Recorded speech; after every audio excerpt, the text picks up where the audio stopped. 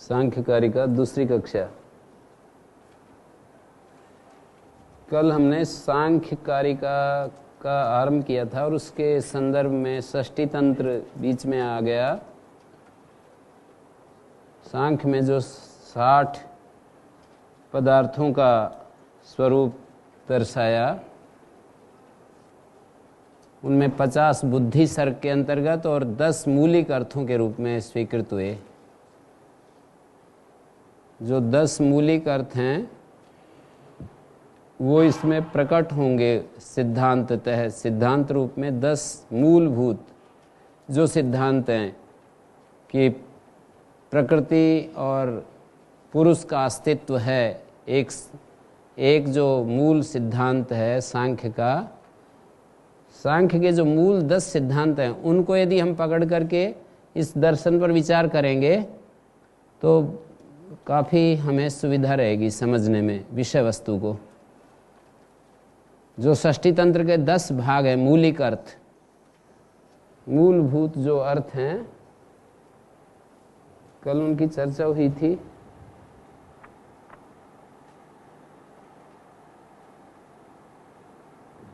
इसको एकत्व,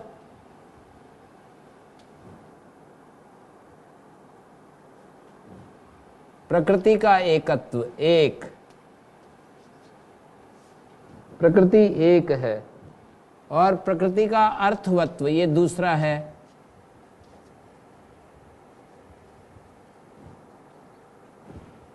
अर्थवत्व और प्रकृति का पारार्थ है। पारार्थ शब्द का अर्थ है प्रकृति अपने लिए कुछ नहीं कर रही है, प्रकृति पारार्थ माने दृष्टा के लिए दृष्टा का विषय बन रही है। अर्थ का अर्थ विषय, अर्थ का अर्थ परार्थ, पर का विषय बन रही है ये। और अर्थवत्व मानी अर्थ का अर्थ है यहाँ पर भोग अपवर्गार्थत्व। प्रकृति जो है भोग और अपवर्ग इन 3 चीजों को जुटा रही है निरंतर, भोग और अपवर्ग। तो एकत्व, प्रकृति का एकत्व, प्रकृति का अर्थवत्व और प्रकृति का पारार्थ। अर्थवत्व जो प्रसिद्ध 2 प्रयोजन आप लोगों के सामने रहते हैं, भोग अपवर्गार्थता प्रकृति की, मानी ये एक दृष्टि है कि ये जो भोग और अपवर्ग है, भोग और अपवर्ग ये कहाँ उत्पन्न होते हैं? बुद्धि में उत्पन्न होते हैं और बुद्धि के द्वारा होते हैं, ऐसी एक दृष्टि है। भोग भी बुद्धि में होता है और अपवर्ग भी बुद्धि में उत्पन्न होता है। मैं सुखी हूं, मैं दुखी हूं और मैं दुख से मुक्त हूं। अपवर्ग मानी मैं दुख से मुक्त हूं, मैं कर्म से मुक्त हूं, मैं बंधन से मुक्त हूं। ये जो बुद्धि का जो स्थिति है, बुद्धि की जो ये स्थिति है, उसको अपवर्ग कह रहे हैं। मैं कर्म से मुक्त हूं, मेरे कर्म पूरे हो गए। बुद्धि दृष्टा के साथ एक होकर के, और बुद्धि में ये ज्ञान उदय होता है। बुद्धि में ही दृष्टा के साथ एक होने पर ये ज्ञान उदय होता है कि मैं शरीर हूं, मैं सुंदर हूं, मैं धनवान हूं, मैं कुरूप हूं, मैं पढ़ा लिखा हूं, मैं मूर्ख हूं। ये जो ज्ञान, विविध प्रकार के ज्ञान पैदा हो रहे हैं दृष्टा के साथ युक्त होकर के बुद्धि में हो रहे हैं। ये दृष्टा की उपस्थिति में, दृष्टा के प्रकाश से प्रकाशित होने से बुद्धि में ये ज्ञान पैदा हो रहे हैं कि मैं सुखी हूं, मैं दुखी हूं, मैं भोगी हूं, मैं कष्ट में हूं, मैं सुखी हूं। ऐसे जो विविध ज्ञान उत्पन्न हो रहे हैं, मैं साधन संपन्न हूँ, मैं निर्धन हूँ। ये विविध सैकड़ों सैकड़ों प्रकार के ज्ञान हमारी बुद्धि में आते हैं। मैं शक्ति संपन्न हूँ, मैं बड़ा पावरफुल हूँ, मेरे हाथ में कुछ भी नहीं है, मैं तो बिल्कुल असहाय हूँ। ये सारे जितने भी ज्ञान आ रहे हैं ना, ये जो ज्ञान ही तो हैं। तो जो चेतन के साथ एक होकर के बुद्धि धर्मों को, बुद्धि जो देखती है, इसको भोग कहते हैं। चेतन के साथ एक होकर के, और बुद्धि अपने अंदर ये जो निश्चय करती है कि मैं सुखी हूँ, दुखी हूँ, मैं सुंदर हूँ, मैं कुरूप हूँ, मैं विद्यावान हूँ, अविद्या, मैं धार्मिक हूँ, अधार्मिक हूँ, जो भी ये बुद्धि में धर्म उत्पन्न हो रहे हैं, इसी को ये कहा है, भोग शब्द से कहा है। और अपवर्ग बुद्धि जब निर्मल होती है, सत्वगुण की पराकाष्ठा होती है, और बुद्धि चेतन को अपने से अलग देखती है। यहाँ पर भी बुद्धि का संयोग तो बना हुआ है दृष्टा के साथ, लेकिन बुद्धि में चूंकि विवेक की स्पष्टता हो गई, सत्वगुण की अत्यंत वृद्धि होने के कारण से साफ साफ देख रही है कि मैं अलग हूँ, और एक चेतन तत्व मेरे अंदर, एक चेतन तत्व समस्त दृश्य धर्मों से अलग एक चेतन तत्व भी है। ऐसा बुद्धि आकलन करती है, ऐसे देखती है कि ये परिवर्तनशील है, ये अपरिवर्तनशील है, ये दृश्य है, ये जानने में आ रहा है वो चीज़ है, और ये जानने वाला है, ऐसा बुद्धि देखती है। तो ये अपवर्ग की स्थिति है बुद्धि में जो उत्पन्न होती है कि ये तो जानने में आ रहा है और ये जानने वाला है। जानने में जो आ रहा है वो जानने वाले से अलग होता है, ऐसा बुद्धि देखती है कि ये तो जानने में आ रहा है, मैं सुखी हूँ, मैं दुखी हूँ। तो बुद्धि हमें इस निश्चय पर पहुंचाती है कि जो कुछ भी जानने में आ रहा है वो जानने वाला नहीं हो सकता। तो ये जो स्थिति है बुद्धि में, ये अपवर्ग की स्थिति है। तो बुद्धि में अर्थवत्व और बुद्धि पारार्थ, पर का विषय बनती है, अर्थात दृष्टा का विषय बनती है। यहां सांख्य दृष्टि में वैसे हम लोग ये सुनते हैं कि बुद्धि जो है वो दृष्टा के लिए है। यहां पर दृष्टा को स्वार्थ शब्द से स्वयं का ही विषय बनता है, ये किसी का विषय नहीं बनता। जो दृष्टा होता है उसके लिए एक शब्द बोला जाता है स्वार्थ, और बुद्धि के लिए बोला जाता है परार्थ, परार्था। तो यहां अर्थ शब्द का अर्थ प्रयोजन न लेकर अर्थ माने विषय, बुद्धि पर का विषय बनती है, दृष्टा का विषय बनती है। बुद्धि दृष्टा का विषय बनती है, पुरुष किसी का विषय नहीं बनता, स्वयंभूत विषय होता है उसका, स्वयं ही अपना विषय होता है वो। योग दर्शन में जब आप लोग आगे पढ़ोगे, दृष्टा दृषि मात्रा शुद्धो भी प्रत्यानुपस्या, वहाँ पर कई युक्तियाँ हेतु देकर के ये समझाया कि बुद्धि और पुरुष में क्या भेद है।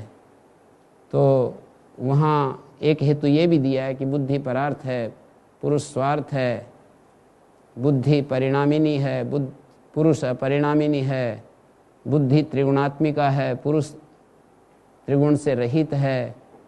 तो मैं ये कह रहा था अर्थवत्व का मतलब परार्थ, पर का विषय। बुद्धि दृष्टा का विषय बनती है, दृष्टा का विषय बनकर ही प्रकाशित होती है, अन्यथा वो प्रकाश में भी नहीं आएगी। और पारार्थ ये मतलब है इसका कि ये जो प्रकृति होती है, प्रकृति का एक घटक बुद्धि है जो दृष्टा के बिल्कुल निकट रहता है। तो पारार्थ, प्रकृति का पारार्थ, प्रकृति के 23 घटक हैं, एक घटक अव्यक्त के रूप में है और बाकी 23 घटक हैं। तो प्रकृति का पारार्थ का अर्थ है भोग अपवर्गार्थ, पारार्थ का अर्थ है कि वो पर का विषय बनती है। यही यहाँ पर एक ये सांख्य एक मूलिक अर्थ के रूप में मानता है, और अर्थवत्व भोग अपवर्गार्थत्व ये एक विषय है। तो ये तीन तो हो गए बुद्धि के सांख्य के द्वारा जो माने गए हैं, और एक मानता है सांख्य ये एकत्व का भी थोड़ा, एकत्व जो है प्रकृति का एकत्व मानता है सांख्य, प्रकृति एक है, विभू है, इस तरह से मानता है। तो एकत्व ये तो बुद्धि के कारण, बुद्धि से मानता है। वो तो खैर दृश्य का रूप है बुद्धि, पर मूल रूप में प्रकृति को एक मानता है। उसके जो 23 घटक है वो तो माने अनेक हैं। जैसे इनमें बुद्धि से अलग अलग देख रहे हैं कि जब मैं थोड़ा जोर से, इसमें बुद्धि से अलग देखते हैं, जैसे मैं सुखी हूँ, इसमें बुद्धि देख रही है, बुद्धि देख रही है स्वयं को एक करके दृश्य के साथ जी।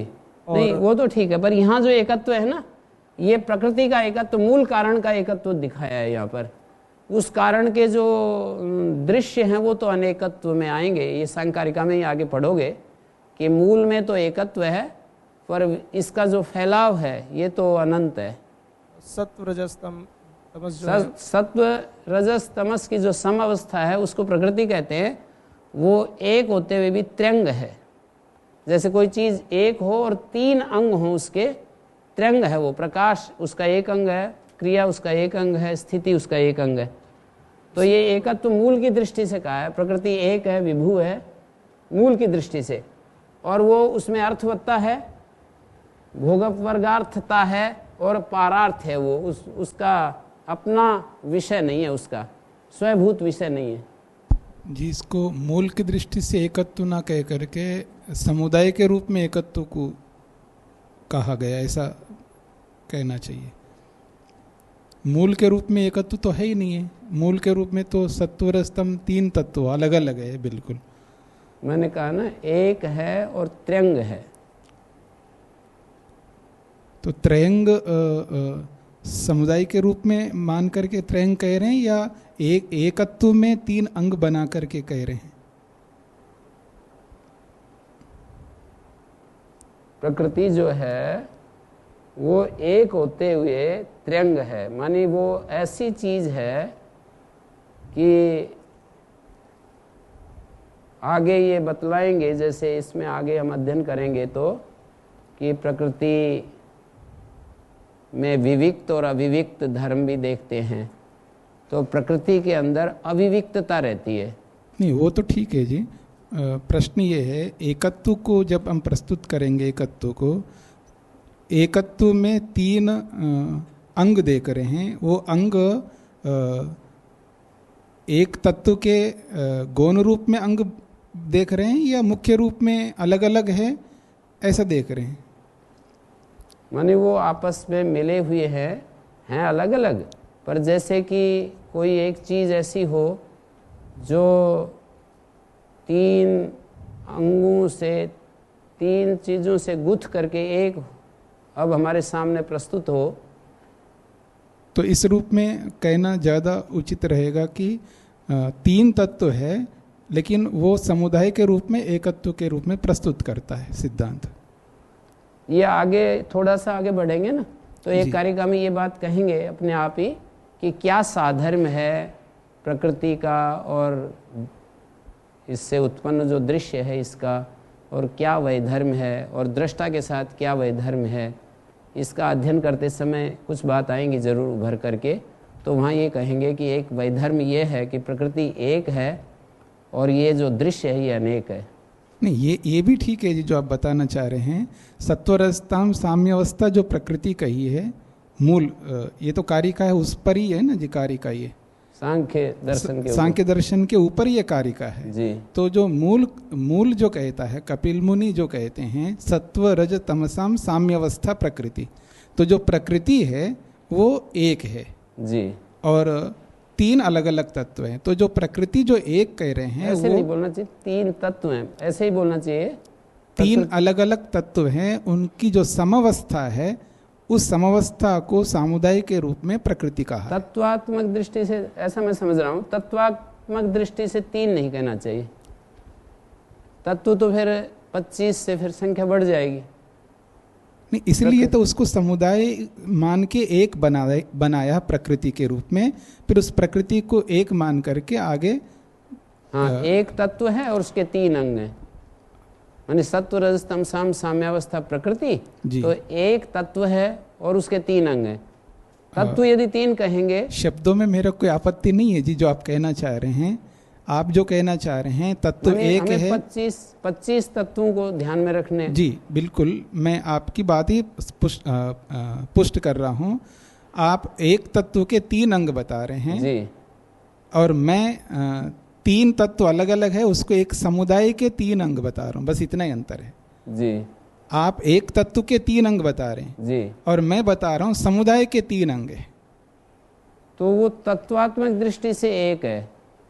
फिर वहीं पर बात आएगी, तत्वात्मक दृष्टि से जब आप एक कहेंगे तो सत्व अलग चीज है बिल्कुल, और रज अलग ही है, और जी। तम भी अलग है। जी। फिर तत्वात्मक एक नहीं रहा।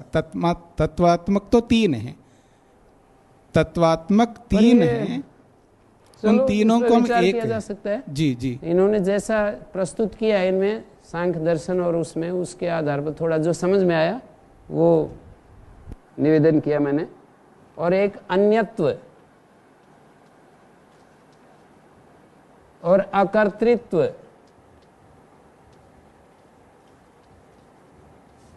और बहुत्व,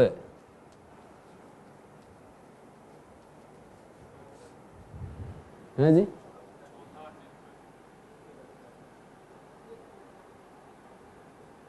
चार पांच छः, 4 प्रकृति पुरुष का अन्यत्व और पुरुष का अकर्तृत्व और पुरुष का बहुत्व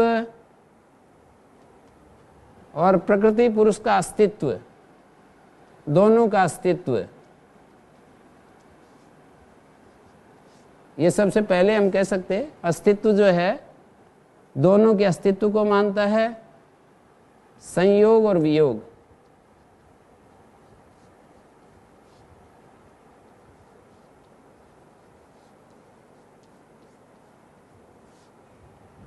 और एक 10वां मौलिक अर्थ है कि स्थूल और सूक्ष्म की स्थिति मानता है। 10वां स्थिति, शेष, वृत्तित्व आदि कुछ शब्द बोलते हैं।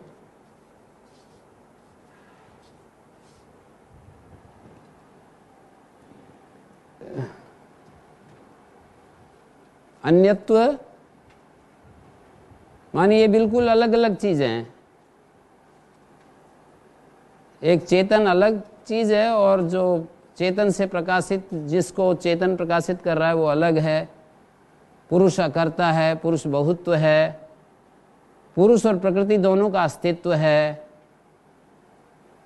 काल्पनिक चीज नहीं है, दोनों का अस्तित्व है। और दोनों का संयोग होता है, दोनों का वियोग भी होता है। अज्ञान की स्थिति में संयोग है, ज्ञान की स्थिति में वियोग है। और स्थिति का अर्थ है स्थूल और सूक्ष्म की स्थिति भी मानता है सांख्य। स्थूल और सूक्ष्म की स्थिति मानता है सांख्य। तो ये इस पृष्ठभूमि में अब हम आगे बढ़ते हैं। ये मूलिक अर्थ हैं, इनको मूलिक अर्थ बोलते हैं। मूलिक अर्थ हैं ये।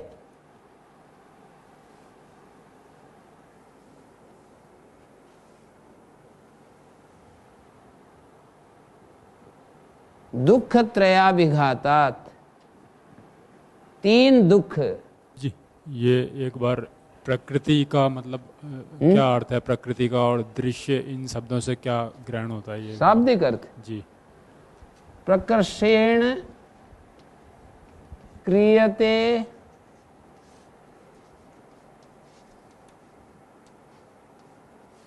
यस्याह। पंचमे अर्थ में प्रपूर्वक क्री धातु से 3 प्रत्यय है।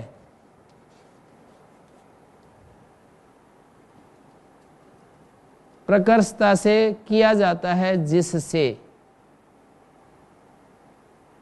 जिससे ये जो 23 घटक है वो प्रकर्षता से किए जाते हैं, जिसको आधार बनाकर, जिसको आधार लेकर के किया जाता है।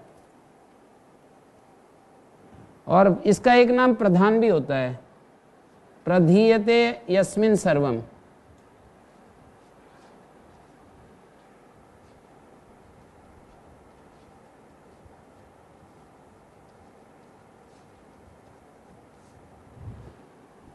ओम गुरुजी। प्रधीयते यस्मिन् सर्वम।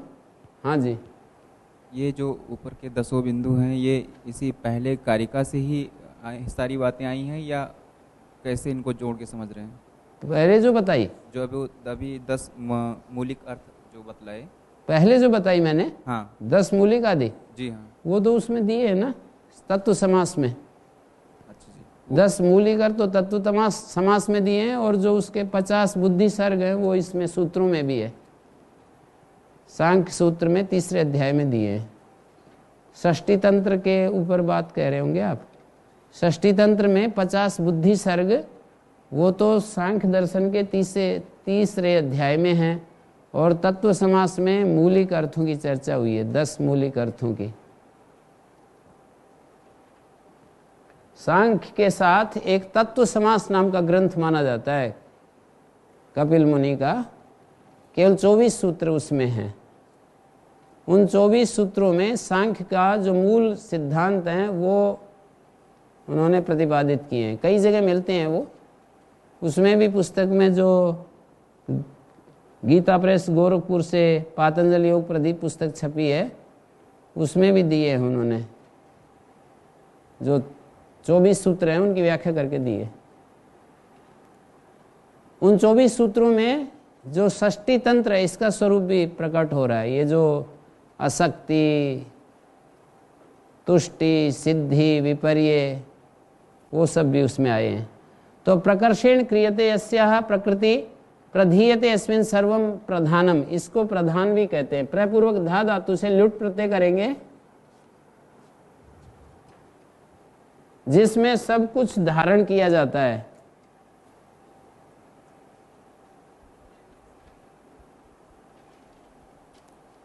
गुरु जी, ये मूलिक का जो 10वां था स्थिति, इसको एक बार स्थिति जो था उसको एक बार स्पष्ट कर दीजिए। सूक्ष्म और स्थूल की स्थिति।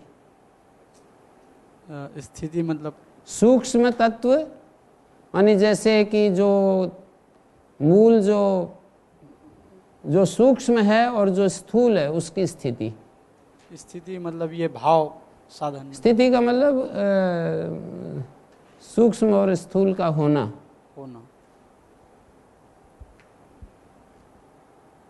दुख त्रयाभिघातात, 3 प्रकार के जो आधिभौतिक, आदि दैव के आध्यात्मिक जो 3 दुख हैं, उन 3 दुखों के अभिघात से, 3 अवयव हैं जिसके उसको त्रय कहते हैं।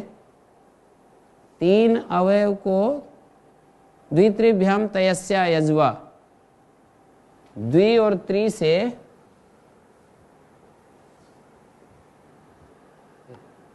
दुख त्रय, त्रि अयच और ई का लोप हो गया, त्रय बन गया। दुखाणाम त्रयम इति दुख त्रयम। 3 अवयव हैं जिसके उसको त्रय कहते हैं। दुख त्रयाभिघातात, अभिघात, अभिपूर्वक घय हन धातु से हन घय प्रत्यय किया, घय का आकार अतउदय से वृद्धि, हो हंते ऋणेषु से हो हंते ऋणेषु, इससे है को कवर्ग आदेश हो गया, और हनस तो चिंडलो नय को तय हो गया, और इस तरह से घात बन गया।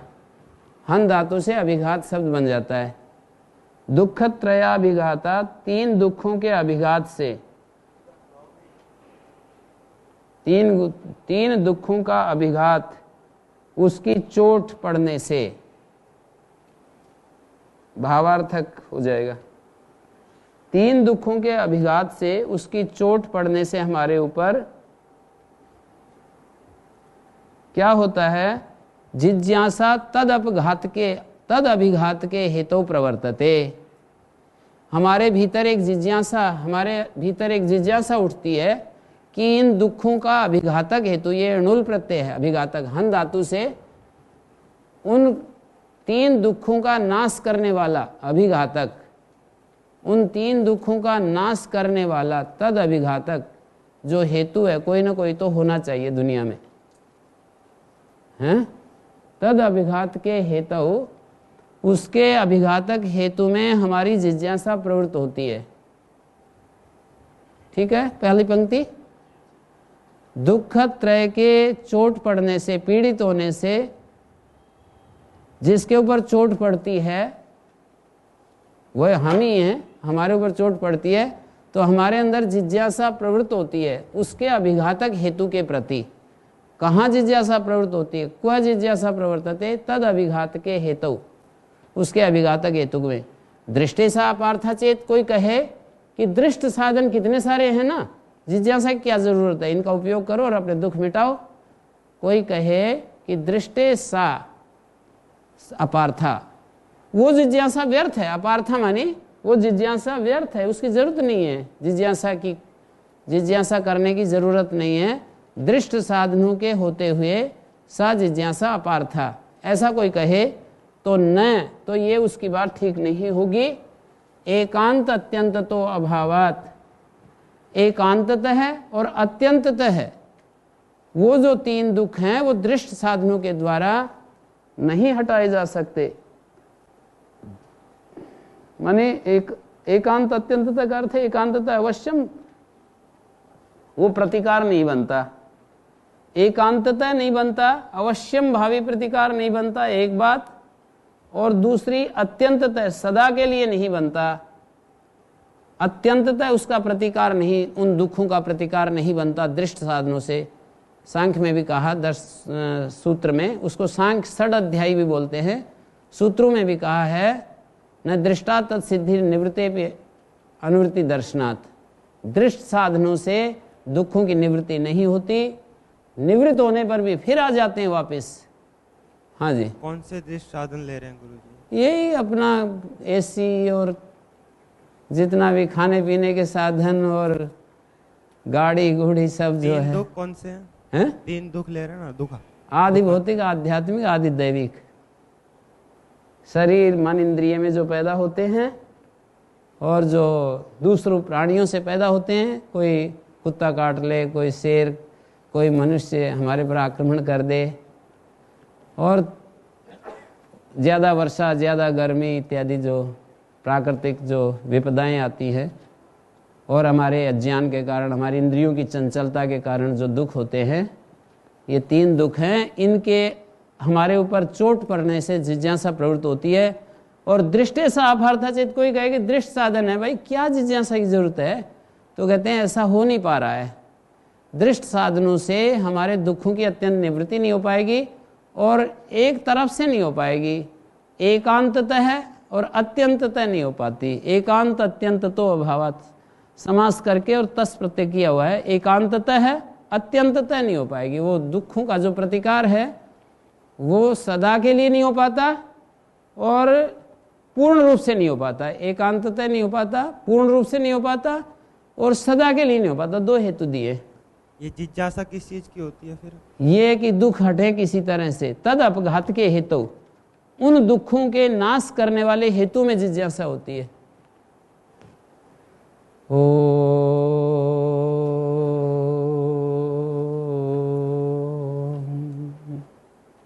शांति शांति शांति।